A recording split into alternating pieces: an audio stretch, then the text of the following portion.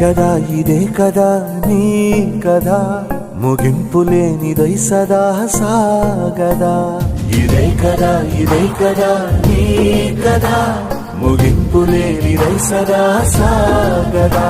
నిస్వార్థమెంత గొప్పదో ఈ పదము రుజువు కట్టదా సిరాలు లక్ష వంపదా చిరాక్షరాలు రాయదా నిసీధి ఎంత చిన్నదో నీ కంటి చూపు చెప్పదా నీలోని వెలుగు పంచగా విశాల నింగి చాలదా